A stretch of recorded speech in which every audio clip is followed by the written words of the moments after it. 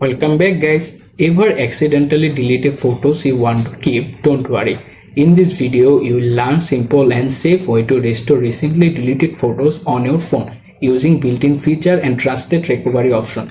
Stay until the end to avoid common mistake and recover your memories quick and easily.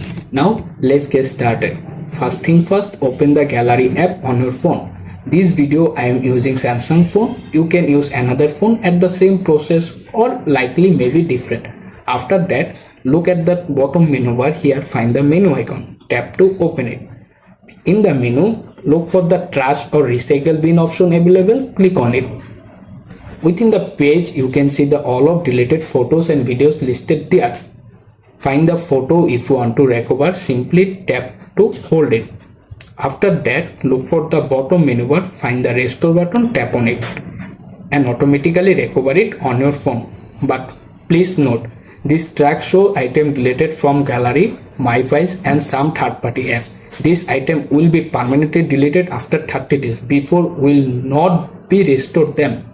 Thanks for watching. Subscribe for more practical phone tips and explore our latest video to improve your smartphone experience. Bye.